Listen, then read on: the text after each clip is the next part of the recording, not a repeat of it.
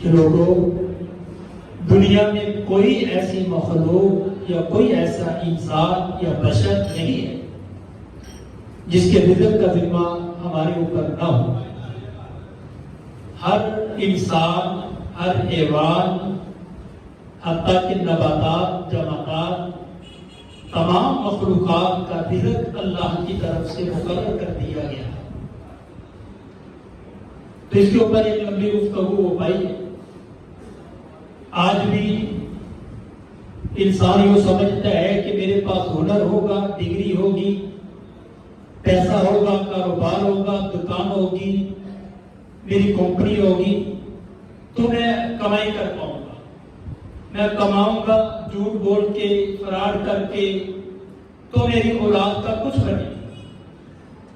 لیکن وہ بھی لوگ موجود ہیں جن کے پاس زبان نہیں ہے، کھاتے وہ بھی ہیں، جن کو اللہ نے آنکھیں نہیں دی، جن کو بولنے کی طاقت نہیں دی، جن کے پاس ہاتھ نہیں ہے، اللہ نے ان کے رزق کا ذمہ بھی اپنے اوپر لیا ہے۔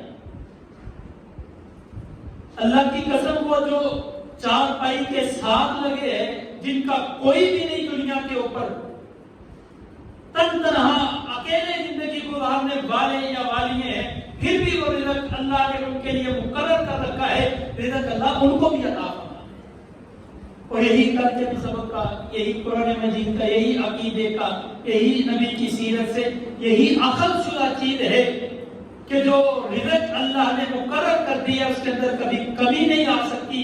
اس لیے جھوٹ کو، فراڈ کو، دھوکے کو، ان چیزوں کو چھوڑ دیں، اللہ کی طرف جو ہے رجوع کر لیں۔ اللہ نے رزق کا جب ذمہ لے لیا ہے تو اللہ میرے اور آپ کے رزق ہمارے تک پہنچا کے دے گا۔ اسی صورت میں اللہ مالک الملک نے اس بات کا بھی اعلان فرمایا ہے۔ اللہ رب العزت نے یہ عقیدہ بیان کرنے کے بعد اپنے کچھ انبیاء کا تذکرہ کیا، کچھ قوموں کا تذکرہ کیا، کیونکہ یہ بات اب کل بھی کر چکے تھے کہ یہ واحد صورت ہے جس کے بارے میں رسول معظم علیہ السلام نے فرمایا کہ اس کی تلاوت نے مجھے بڑک کر دیا ہے۔ وہ کیا وجہ تھی کہ سیدنا رسول اللہ صلی اللہ علیہ وآلہ وسلم اس کی تلاوت کرنے سے، اس کے پڑھنے سے آپ کے اوپر اتنی مشقت، آپ اتنا اس سے متاثر ہوئے اور آپ علیہ السلام نے اتنا دکھ ہوا کہ پیارے پیغمبر علیہ السلام کے اوپر وہ بڑھاپے کے آثار، آپ کے بالوں کی سفیدی، حتیٰ کہ وہ بال جو گنے بھی جا سکتے تھے، چند گنے چنے، وہ یہ وجہ تھی کہ اللہ مالک الملک نے پہلی تمام امتوں کی تباہی، بربادی، ذلت، رسوائی اور ان کا انجام اللہ نے سورت کے اندر بیان فرمایا۔ حضرت نوح علیہ السلام کا تذکرہ بھی اللہ رب العزت نے اسی کے اندر، اور ان سے پہلے رزق کے بارے میں، توکل کے بارے میں، تنگ دستی اور خوشحالی کی زندگی کے بارے میں اللہ نے چیزوں کو بیان کیا۔ اسی صورت میں اللہ نے دنیا پرست لوگوں کا، جو دنیا کے ساتھ ہی اپنا ہر چیز سمجھتے ہیں، اپنا اٹھنا بیٹھنا، اپنا کھانا پینا، اپنی زندگی کا معیار اور شعور جو ہے وہ دنیا کے مال کو بناتے، اللہ نے ان کا انجام بھی اسی صورت کے اندر بیان فرما دیا۔ اللہ مالک الملک نے اس صورت میں ان لوگوں کا بھی تذکرہ فرما دیا کہ جو پہلی امتیں تھی، ان میں سے سب سے پہلی امت جو تباہ و برباد ہوئی وہ سیدنا نوح علیہ السلام کی قوم۔ اب ان کا انجام کیا ہوا ہے اور ان کا گناہ کیا تھا، اب ذرا غور کرتے جانا ہے۔ صرف 4 سے 5 جو ہے وہ امتیں، وہ نبی اور ان کی امتوں کا تذکرہ آپ کی گوشت گزار کریں گے، پھر میں اپنی جگہ پہ، آپ اپنی جگہ پہ اپنے اپنے گربانوں میں جھانکیں گے، دیکھیں گے کہ کیا کہیں یہ گناہ یا یہ بیماری یا یہ لعنت کہیں ہمارے اندر تو موجود نہیں ہے۔ اگر ہے تو اللہ کی طرف رجوع کر لے، اگر نہیں ہے تو پھر اللہ کا شکر ادا کر لے۔ حضرت نوح علیہ السلام کی قوم تباہ و برباد ہوئی کس وجہ سے؟ سب سے پہلے شرک کرنے والی قوم حضرت نوح علیہ السلام کی قوم۔ اب دیکھیے، اگر اللہ نے ہمیں بچایا ہے تو رب کا شکر ادا کریں، اگر اس بیماری کے اندر مبتلا ہے تو رب کی طرف رجوع کریں، اگر میری میرا علاقہ شرک کی دلدل میں پھنس چکا ہے، پھر انتظار کریں۔ اگر آج بھی ہم بچتے ہیں، اگر ہم زندہ ہیں، رب محمد کی قسم ہے سوائے نبی کی دعا کے ہمارے پاس کوئی عمل ایسا نہیں ہے کہ جو اللہ ہمیں بچا پائے۔ اور رسول معظم علیہ الصلوۃ والسلام کی دعا ہے، اللہ ایک ہی وقت میں پہلی امتوں کی طرح میری امت کو تباہ نہ کرنا، جو میرے رب نے قبول فرمائی ہے کوئی وجہ نہیں۔ اللہ رب نے سیدنا نوح علیہ السلام کو ایک کشتی بنانے کا حکم دیا، ایک کشتی کو بنا لیا گیا، کشتی بنی، قوم نے وہی مذاق کیے، وہی استہزاء کیا، وہی ڈٹھا کیا، اور نوح کو کہ کیا پاگل ہو گئے ہو، تو کس جگہوں پہ چلاؤ گے؟ وہی مذاق، وہی استہزاء جو آج بھی لوگ کرتے ہیں۔ تو یہ سلوار اتنی اونچی کر لی کہ اب جو ہے پانی میں چلنے لگے ہو، تو یار کیا کام ہو گیا، آپ کون سے کام کرنے لگے ہو؟ وہ سنت کو مذاق، وہ سنت کے بارے میں الفاظ آج بھی کرتے ہیں، جس کا ہم تفصیلی تذکرہ پچھلے سفاروں میں کر چکے ہیں کہ رسول اللہ صلی اللہ علیہ وسلم پہ اترنے والے قرآن نے واضح طور پہ اعلان فرما دیا ہے ایسے لوگوں کو کبھی دوست نہ بناؤ۔ اللہ نے سورۃ الاعراف کے اندر بڑے واضح طور پہ دو قسم کے لوگ جو ہے کبھی ان کے دوست نہ بنائے جائے۔ ایک وہ لوگ جو اللہ کے ساتھ یہود و نصارہ اللہ کے ساتھ شریک بنانے والے، دوسرے وہ لوگ جو اللہ کے دین کو لعب و لہو کرتے ہیں، استہزاء کرتے ہیں، مذاق بناتے ہیں، اللہ کے دین کے ساتھ استہزاء کرنے والے۔ یہ دو قسم کے لوگ کبھی ان کے ساتھ دوستی نہ رکھو۔ یہی مذاق انہوں نے بھی کیا۔ اس آیت کی تفسیر پڑھے نا تو کبھی استہزاء بھی، اللہ نے بھی مذاق کا مسئلہ بھی مذاق کے ساتھ ہی کیا۔ یہ قوم تفسیر مظہری کے اندر روایت بھی موجود ہے کہ قوم کے بدترین لوگوں نے یوں کہا، یار کسی نے بھی پخانہ کرنا ہو، غلاظت کرنی ہو، جا کے کشتی نوح میں کرایا۔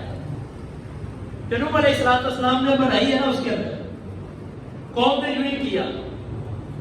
اللہ نے بھی ان کا کام یوں ہی کروایا کہ جو سب سے بڑا بدبخت اور لعین تھا، جو اس کی ابتدا کرنے والا تھا، اس کو ایک ایسی بیماری جس کو خارش کی بیماری کہتے ہیں لگ پڑی۔ قوم اس سے آری آ چکی اور تنگ آئی، ایک دن اٹھایا کشتی نوح میں جا کے گرا دیا، اور لڑتا کرتا کرتا کہیں کشتی سے باہر آ گیا، ٹھیک ہو گیا، اور یہ بیماری اللہ نے پوری قوم کو لگا دی۔ اب جب وہ ٹھیک ہوا، ساری قوم نے دیکھا کہ بیماری کا علاج تو ایک ہی ہے، وہ کون سا؟ وہ غلاظت میں جا کے گر جائیں۔ جو اللہ کی عزت، ہم نے سورۃ الانعام کے اندر بھی بڑی وضاحت سے کہا تھا نا، جو اللہ کی عزت نہیں کرتا، اللہ کی قسم اللہ بھی اس کی عزت کو اس کی عزت کی بات نہیں رکھتا۔ غلاظت میں وہ لوگ جاتے ہیں، آج بھی لوگ بے انتہا آپ کے سامنے ہیں، جوتیاں بھی کھاتے ہیں، غلاظت میں بھی جاتے ہیں، اور گندی غلیظ گالیاں بھی کھاتے ہیں، اور اللہ کی اپنی عزتوں کو نیلام کرتے ہوئے اپنی عزتیں خود جو ہے کر کے اور اپنے آستانوں کے سامنے بھی پیش کر دیتے ہیں، اسی وجہ سے کہ اللہ کی عزت نہیں کرتے تو اللہ بھی ان کی عزت کی بات نہیں کرتا۔ پوری قوم کو یہ بیماری لائق ہوئی، اور قوم نے کہا علاج صرف ایک ہی ہے، جس غلاظت کے ہم نے کشتی نوح کے اندر استہزاء کرتے ہوئے ہم نے کیا تھا، اب اس کے اندر ہے۔ وہ جو کرنے والے تھے ساری کی ساری صاف کی، پھر بیماری ختم نہ ہوئی، دو کر کے پیتے رہے، تو جا کے اللہ نے بیوی سے صاف کیا۔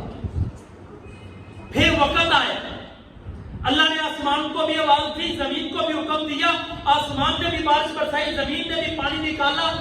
وہ کشتی جو سامنے دیکھنے کو تھی کہ کس صحرا پہ چلے گی، کس خشکی پہ چلے گی، اللہ رب نے اسی پانی کے اوپر چلا دی، اور سامنے بیٹا جس کو آوازیں حضرت نوح علیہ السلام دیتے رہے کہ آ جاؤ، کہا کس کی بات کرتے ہو، یہ سامنے جبل ہے، پہاڑ ہے، تو میں اس پہ چلا جاؤں گا؟ باپ نے کہا بیٹا اگر آج بات نہ مانی یہ پہاڑ پہ کام نہیں آئیں گے۔ چلے باپ کے جب موج سامنے سے پڑی ہے، کہہ دیا اللہ یہ تو میرا بیٹا تھا۔ اللہ نے واضح طور پہ فرما دیا نہیں، نوح یہ آپ کا بیٹا نسلی طور پہ ضرور ہوگا، عمل اگر آپ جیسا نہیں ہے تو اللہ کی قسم ہم اس کو آپ کی اولاد مانتے ہیں۔ آج وہی ہے، رسول اللہ سے بھی تعلق وہی ہے۔ آج نام شاہ رکھے، آپ نام سید رکھے، آج نام آل نبی رکھے، آل طالب رکھے، آل علی رکھے، آل عباد رکھے، کوئی بھی تعلق ہو، کوئی بھی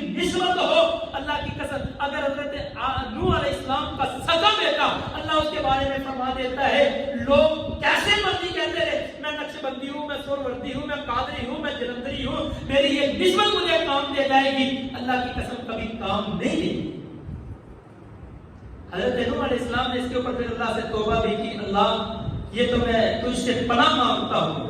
جناب رسول اللہ صلی اللہ علیہ وسلم کے اترنے والے قرآن نے اعلان فرما دیا, قال یا نوح انه ليس من اهلك انه عمل غیر صالح. اے نوح یہ آپ کا بیٹا نسبت تو ہے لیکن عمل ایسا نہیں ہے, اس لیے ہم اس کو آپ کے بیٹوں میں شمار ہی نہیں کرتے. قال رب انی اعوذ بک ان اسالک ما لیس لی به علم.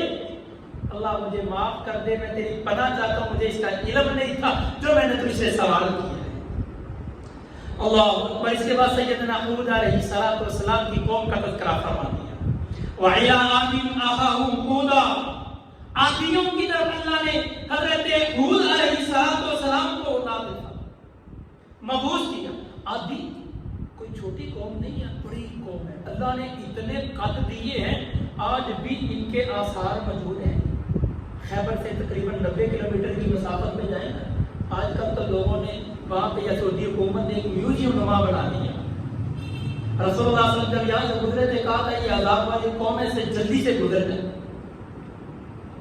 یہ آپ کی انہوں نے بڑے بڑے قد دیے تھے ان کو, حتیٰ کہ آج بھی آپ دیکھیں آپ کی 4 منزلوں کے برابر ان کے دروازے ہیں, اور ان کی جو سیڑھیاں متعارف ہوئی ہیں, دریافت ہوئی تھی, جو دیکھی گئی ہیں, ایک سیڑھی سے دوسری سیڑھی پر جانے کے لیے جو درمیانی سٹیپ ہے, جو آج جانے کے لیے تقریباً 10 سے 12 سٹیپ جاتے ہیں تو پھر دوسرے سٹیپ پہ پہنچتے ہیں. آپ ان کے قدموں کا اندازہ لگا.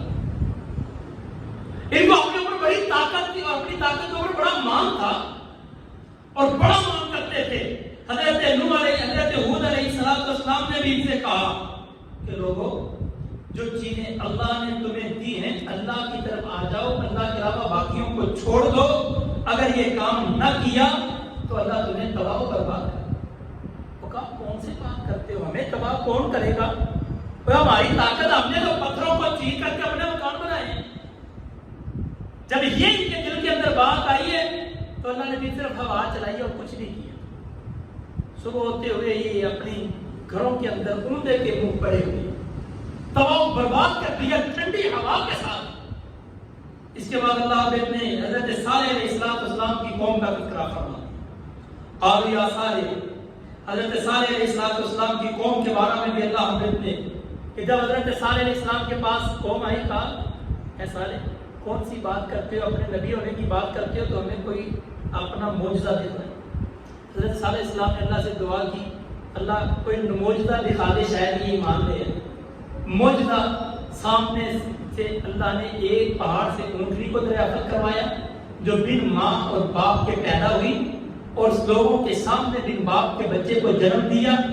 حضرت صالح علیہ السلام نے کہا کہ اب اس کو چھوڑ دو, ایک دن یہ پانی پیا کرے گی, ایک دن تمہارے سارے کے سارے قوم کے جانور پانی پیا کریں گے, ساری قوم کے پانی. لیکن کیا ہے کہ دودھ اس کا دو گے پوری بستی کو کفایت کرنا. لیکن قوم نے نشانی کو نہیں چھوڑا. ایک بدبخت اٹھا اور اونٹنی کی پونچھوں کو کاٹ دیا. اونٹنی کی چیخ کی آواز نے پوری قوم کو تباہ کر دیا. صرف آواز کے ساتھ ہی لوگوں کے سینے پھٹ گئے. اللہ نے قوم کو تباہ و برباد کر دیا. اللہ نے لوط علیہ السلام کی قوم کا بھی تذکرہ فرما دیا اور فرمایا لوط علیہ السلام کی قوم جو دنیا میں سب سے پہلی اور سب سے بدترین قوم ہے, جو عورتوں کو چھوڑ کے مردوں سے اپنی شہوت کو پورا کرتے ہیں.